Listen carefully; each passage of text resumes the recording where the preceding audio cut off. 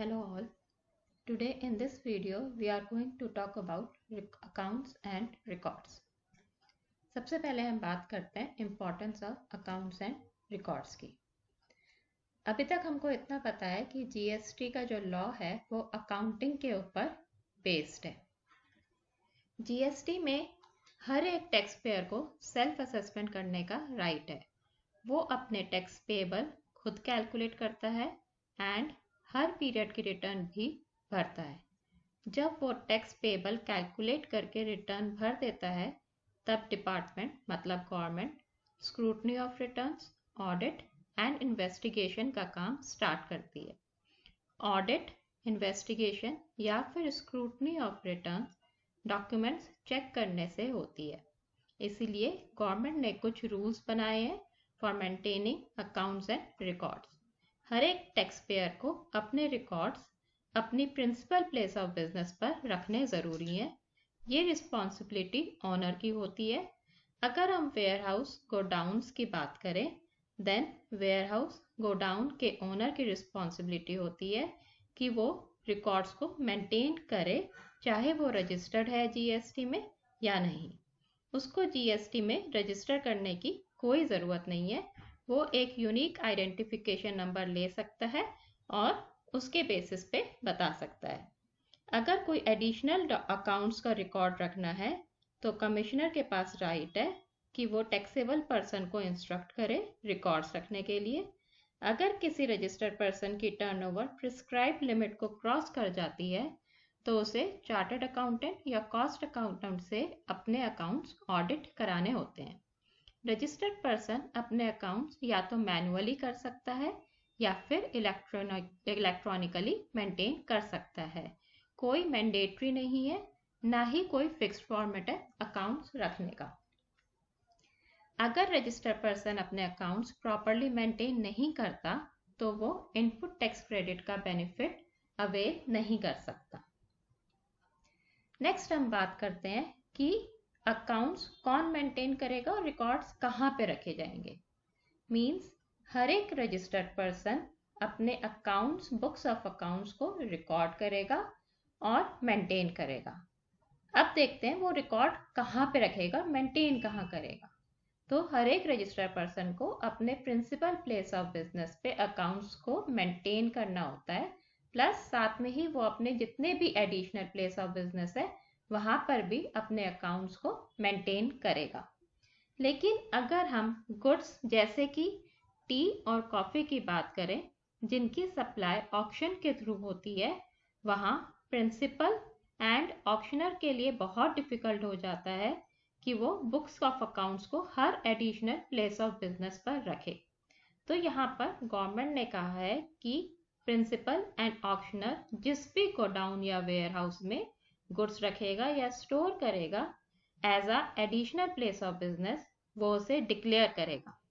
अगर रिसिपिएंट भी उसी गोडाउन या वेयरहाउस में गुड्स को स्टोर करना चाहता है तो वो भी उसे डिक्लेयर करेगा। यहाँ पर प्रिंसिपल एंड ऑक्शनर अपने प्रिंसिपल प्लेस ऑफ बिजनेस पर बुक्स ऑफ अकाउंट्स को मेंटेन करेंगे। अब हम बात करते हैं requirement for maintenance of records कि कौन मेंटेन करेगा और कैसे मेंटेन करेगा। सबसे पहले हम बात करते हैं प्रोडक्शन या मैन्युफैक्चर ऑफ गुड्स की। दैट मीन्स जो भी गुड्स प्रोड्यूस कर रहा है या मैन्युफैक्चर कर रहा है उसे अकाउंट्स मेंटेन करने हैं। उसे ये बताना है कि उसने कितने का रॉ मटेरियल खरीदा और कितनी सर्विसेज या अदर मटेरियल यूज करा गुड्स को मैन्युफैक्चर करने में। हर एक अकाउंट्स की डिटेल होनी चाहिए। अगर वो मैन्युफैक्चरर या ट्रेडर है तो उसने बहुत सारे गुड्स और सर्विसेज को यूज करा होगा जिसको हम बोलेंगे इनवर्ड सप्लाई, और जब गुड्स मैन्युफैक्चर हो गए तब उसको उसने सप्लाई करा होगा जिसको हम बोलेंगे outward supply. Inward supply that means goods और सर्विसेज को उसने जब परचेज करा है तो उसको इनवॉइस, डिलीवरी चालान और बिल ऑफ सप्लाई मिले होंगे तो उसे वो भी मेंटेन करने हैं। और जब उसने गुड्स और सर्विसेज को सप्लाई करा है दैट मीन्स सेल ऑफ करा है तब उसने इनवॉइस, डिलीवरी चालान और बिल्स ऑफ सप्लाई इशू करे होंगे तो उसे वो भी मेंटेन करने हैं। अगर हम स्टॉक ऑफ गुड्स की बात करें तो जब भी मैन्युफैक्चरर या फिर ट्रेडर गुड्स बनाता है तो उसके पास रॉ मटेरियल का ओपनिंग स्टॉक की डिटेल्स होनी चाहिए, क्लोजिंग स्टॉक और कितना रॉ मटेरियल उसने परचेज करा है। फिनिश गुड्स में भी opening finish goods, purchase manufacture और purchase of finish goods and closing finish goods की डिटेल होनी चाहिए। स्क्रैप या फिर अगर गुड्स कोई चोरी हो गए या खो गए या खराब हो गए या फिर उसने डिस्पोज ऑफ करा है या फिर उसने कोई गुड्स एज अ गिफ्ट दिए हैं या फिर फ्री सैंपल दिए हैं, हर एक का रिकॉर्ड उसके पास मेंटेन होना चाहिए बुक्स के अंदर। The complete address of all premises should be there, जहां पर भी उसने गुड्स को स्टोर करा है उन वेयर हाउस के कंप्लीट एड्रेस होना चाहिए। अगर उसने कोई भी इनपुट टैक्स क्रेडिट अवेल करा है तो उसके पास टैक्स इनवॉइस या फिर क्रेडिट नोट या डेबिट नोट या डिलीवरी चालान डॉक्यूमेंट्स, ये सारे डॉक्यूमेंट्स होने चाहिए। अगर उसने कोई आउटवर्ड टैक्स पेबल है, उसे गवर्नमेंट को कोई टैक्स देना है या उसने कोई टैक्स दिया है, तो भी उसके पास टैक्स इनवॉइस की डिटेल्स होनी चाहिए, क्रेडिट नोट्स, डेबिट नोट्स और डिलीवरी चालान होने चाहिए। अगर उसने कोई एडवांस लिया है या उसने एडवांस दिया है तो उसको सेपरेट अकाउंट्स मेंटेन करने हैं। और जिस भी सप्लायर से उसने inward supply, that means goods और सर्विसेज, गुड्स मैन्युफैक्चर करने के लिए खरीदी है, उसका नेम एंड एड्रेस होना चाहिए। और जिस रिसिपिएंट को उसने गुड्स या सर्विसेज सेल ऑफ करी है उस रिसिपिएंट का नेम एंड एड्रेस भी रिकॉर्ड में होना चाहिए। अगर गुड्स एंड सर्विसेज एक्सपोर्ट और इंपोर्ट हो रही हैं देन उसकी भी डिटेल्स होनी चाहिए। अगर रिवर्स चार्ज के बेसिस पर टैक्स डिपॉजिट करना है तो उसके भी अकाउंट सेपरेटली मेंटेन होने चाहिए along with invoice, delivery challan, receipt voucher, payment voucher and refund voucher if any. अब हम बात करते हैं requirement for maintenance of records by agent. सबसे पहले हम देखते हैं एजेंट का मतलब क्या है। तो एजेंट का मतलब है कोई भी पर्सन, चाहे वो ब्रोकर हो या कमीशन एजेंट या फिर ऑक्शनर या फिर कोई भी बिजनेसमैन जो दूसरे के बिहाफ पर गुड्स एंड सर्विसेज सप्लाई करता है। तो फर्स्ट पॉइंट वो कह रहा है कि agent should maintain particulars of authorisation received from each principal. अगर किसी प्रिंसिपल सप्लायर ने एजेंट को अथॉरिटी दी है गुड्स सप्लाई करने की, देन एजेंट के पास अथॉरिटी लेटर होना बहुत ज़रूरी है। अगर वो एक से ज़्यादा प्रिंसिपल का एजेंट है तो उसे हर एक प्रिंसिपल की अथॉरिटी लेटर होना कंपल्सरी है। नेक्स्ट वो कह रहा है कि जब भी वो किसी प्रिंसिपल के बिहाफ पे गुड्स सेल कर रहा है या सर्विसेज सप्लाई कर रहा है तो उसकी डिटेल्स, वो कितने की गुड्स या सर्विसेज है और कितनी गुड्स या सर्विसेज है, उसकी सारी डिटेल्स का रिकॉर्ड होना ज़रूरी है और उसे ये सारी डिटेल्स प्रिंसिपल को देनी चाहिए। और अगर उसने एजेंट ने कोई टैक्स दिया है on behalf of principal, that means अगर उसने कोई गुड्स या सर्विसेज सप्लाई करी है या उसको कोई गुड्स या सर्विसेज मिली है ऑन बिहाफ ऑफ प्रिंसिपल और उसने टैक्स दिया है तो उसका भी उसके पास सारा रिकॉर्ड होना चाहिए। नेक्स्ट वो कह रहा है maintenance of records by work contract supplier. अगर आप वर्क कॉन्ट्रैक्ट सप्लायर हो तो आपके पास name and address of supplier होने चाहिए जिसका आप गुड्स ले रहे हो, जिस पे आप काम कर रहे हो, और उन गुड्स की कंप्लीट डिटेल होनी चाहिए, कितने का वैल्यू कितनी है, कितनी क्वांटिटी है, आपको कितना इनपुट मिला है गुड्स एंड सर्विसेज का और आपने कितना यूज करा है, सारी डिटेल्स होनी बहुत जरूरी है। अगर आपको पेमेंट मिल चुकी है या मिलनी है उसके बारे में भी आपकी डिटेल्स होनी जरूरी है।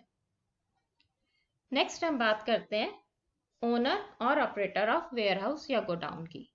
अगर आप ओनर या ऑपरेटर ऑफ वेयरहाउस या गोडाउन हो, चाहे आप जीएसटी में रजिस्टर्ड हो या नहीं, आपको रिकॉर्ड्स मेंटेन करने हैं। फर्स्ट आपको रिकॉर्ड मेंटेन करना है कंसाइनर और कंसाइनी की डिटेल्स, कितने टाइम पीरियड के लिए आप गुड्स स्टोर कर रहे हो अपने वेयरहाउस में उसकी डिटेल्स आपके पास होनी चाहिए, आपने कब गुड्स डिस्पैच करें, आपके पास उसकी डिस्पोजल ऑफ गुड्स की रिसिप्ट होनी बहुत ज़रूरी है। और जब भी आप अपने वेयर हाउस या गोडाउन में गुड्स स्टोर कर रहे हो तो आपके पास item wise and owner wise detail होनी ज़रूरी है। यहाँ पे अगर हम एग्जांपल लें, अगर आप 4 डिफरेंट ओनर्स के गुड्स अपने गोडाउन में स्टोर करते हो तो आपको पता होना चाहिए कि किस ओनर के कितना गुड रखा है। या फिर अगर आपका कोल्ड स्टोरेज है और आप वहाँ पे 10 डिफरेंट आइटम्स के गुड्स स्टोर करते हो तो आपको हर एक आइटम की डिटेल रिकॉर्ड करनी ज़रूरी है। अगर आप ओनर या ऑपरेटर ऑफ वेयर हाउस या ट्रांसपोर्टर हो, चाहे आप रजिस्टर्ड हो या नहीं, आपको उस बिजनेस की डिटेल्स फॉर्म GST ENR 1 में सबमिट करनी ज़रूरी है। नेक्स्ट वो कह रहा है every transporter to maintain records of goods transported. That means अगर आप ट्रांसपोर्टर हो तो आपने कौन से गुड्स ट्रांसपोर्ट करे हैं उसकी रिकॉर्ड्स होना चाहिए, कहाँ डिलीवर करा है या रास्ते में कहीं स्टोर करा है तो उसकी डिटेल्स होनी चाहिए, और कंसाइनर अगर रजिस्टर्ड है या फिर कंसाइनी उसकी ब्रांचेस हैं तो उसका GSTIN भी होना चाहिए। लेकिन अगर ट्रांसपोर्टर एक से ज़्यादा स्टेट्स या यूनियन टेरिटरी में रजिस्टर्ड है विथ सेम पैन, उसे एक यूनिक आइडेंटिफिकेशन नंबर लेना पड़ेगा। अगर उससे यूनिक आइडेंटिफिकेशन नंबर मिल जाता है तो वो GSTIN का यूज नहीं कर सकता for the purpose of e-way bill. Next हम बात करते हैं rules regarding maintenance of records.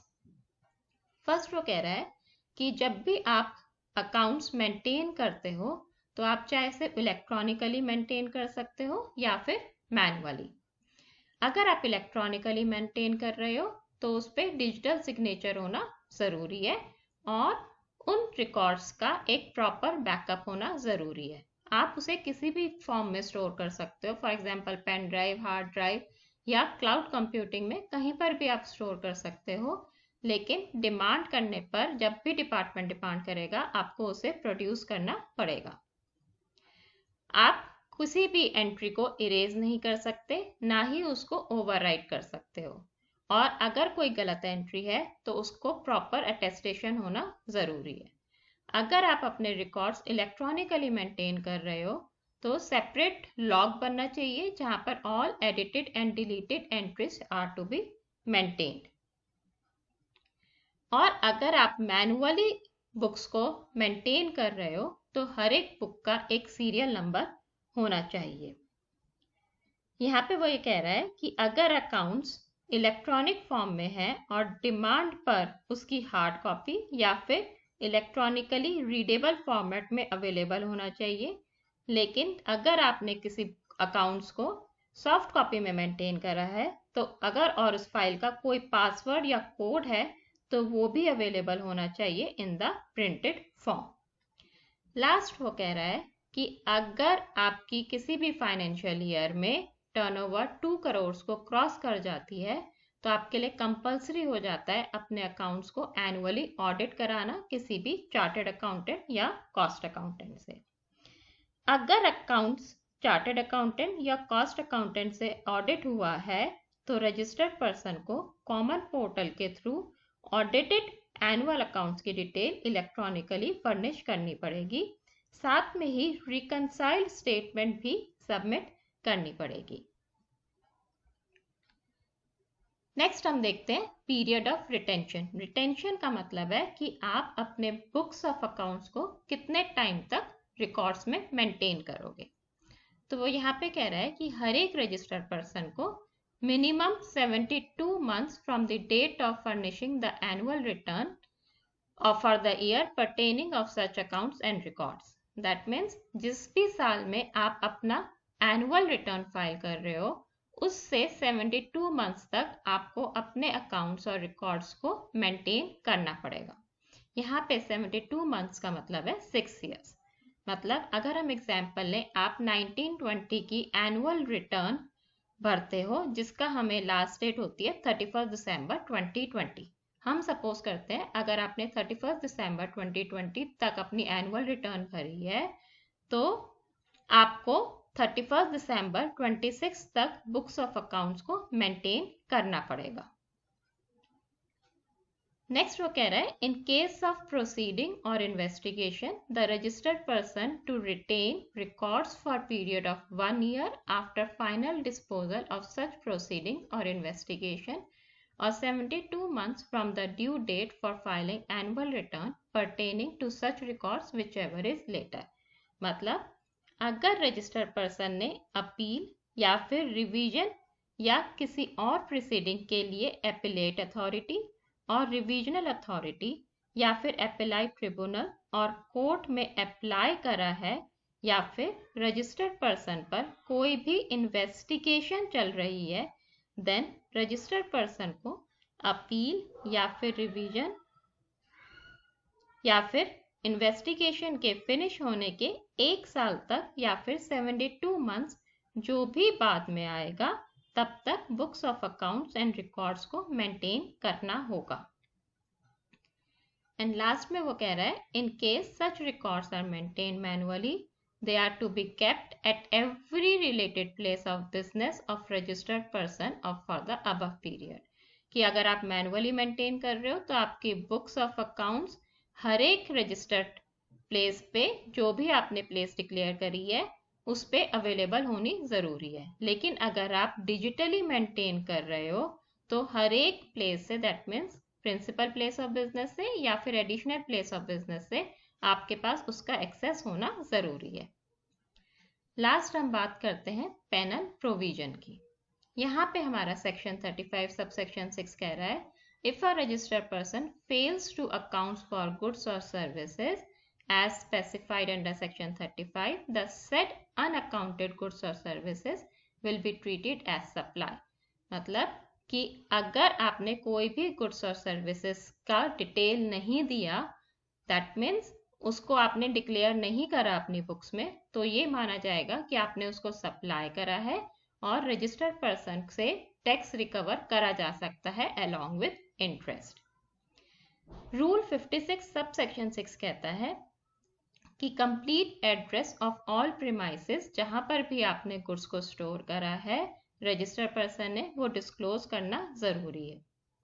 अगर कोई भी टैक्सेबल गुड्स किसी ऐसी जगह पर मिले जो रजिस्टर्ड पर्सन ने अपनी बुक्स में डिस्क्लोज नहीं करा, देन ये माना जाएगा कि ये गुड्स रजिस्टर्ड पर्सन ने सप्लाई करे हैं एंड रजिस्टर्ड पर्सन को उन गुड्स पर टैक्स देना होगा along with interest. With this, we comes to an end of today's lecture. For further reference, you can refer my book Introduction to GST. Thank you.